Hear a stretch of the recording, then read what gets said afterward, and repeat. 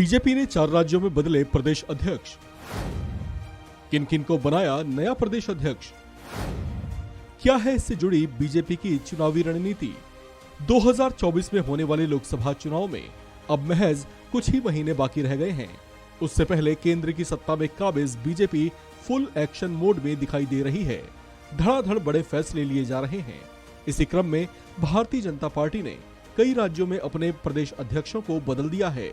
इनमें पंजाब, तेलंगाना, आंध्र प्रदेश और झारखंड जैसे राज्य शामिल हैं।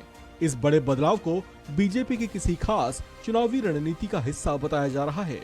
अब जिन नए चेहरों को इन 4 राज्यों में प्रदेश अध्यक्ष बनाया गया है, उनमें पंजाब में सुनील जाखड़ को, तेलंगाना में किशन रेड्डी, झारखंड में बाबूलाल मरांडी को, जबकि आंध्र प्रदेश में डी पुरंदेश्वरी को नए प्रदेश अध्यक्ष पद की जिम्मेदारी सौंपी गई है। राजनीतिक गलियारों में जारी चर्चाओं के मुताबिक जिन 4 नए चेहरों को ये जिम्मेदारी सौंपी गई है, वे इन राज्यों में बड़े दिग्गज चेहरे हैं। इनमें बाबूलाल मरांडी जहां झारखंड के पूर्व मुख्यमंत्री रह चुके हैं, तो वहीं सुनील जाखड़ कांग्रेस छोड़कर बीजेपी में शामिल हुए थे।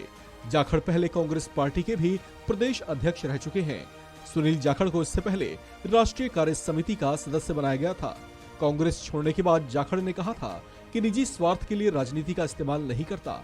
मैंने हमेशा जोड़ने का काम किया, तोड़ने का नहीं। पिछले दिनों अमित शाह ने जब गुरदासपुर का दौरा किया था, उसी समय से इस बात के कयास लगने शुरू हो गए थे कि सुनील जाखड़ को कोई बड़ा पदभार मिल सकता है, जिस पर अब मुहर भी लग चुकी है। अश्विनी शर्मा को पदमुक्त करने की चर्चा अमित शाह के गुरदासपुर दौरे से ही शुरू हो गई थी। सुनील जाखड़ केंद्रीय गृह मंत्री अमित शाह के करीबी बताए जाते हैं। उनको लेकर ये चर्चा भी है कि जाखड़ को गुरदासपुर से ही बीजेपी की टिकट से उम्मीदवार बनाया जा सकता है। उन्हें बीजेपी का अध्यक्ष बनाने को लेकर चर्चा ये है कि वे हिंदू और जट समुदाय का संयुक्त चेहरा हैं। बाबूलाल मरांडी, जिन्हें झारखंड में बीजेपी का प्रदेश अध्यक्ष बनाया गया है, उनके राजनीतिक कद की बात करें तो ये राज्य के कद्दावर नेता माने जाते हैं। वे झारखंड राज्य के गठन के बाद वहां के पहले मुख्यमंत्री भी रह चुके हैं। 2019 के विधानसभा चुनाव के बाद इन्होंने अपनी पार्टी का भारतीय जनता पार्टी में विलय कर लिया था। गौरतलब है कि झारखंड में लोकसभा की 14 सीटें हैं, वहीं एनडीए गठबंधन के पास 12 सीटें हैं। आपको बता दें कि देश में होने वाले आम चुनाव में अब बहुत कम समय बचा है। ऐसे में बीजेपी अलग अलग राज्यों में जनता के मूड को भांपते हुए और वहां के वोट बैंक के समीकरणों को परखते हुए वहां पर कुछ जरूरी फेरबदल कर रही है।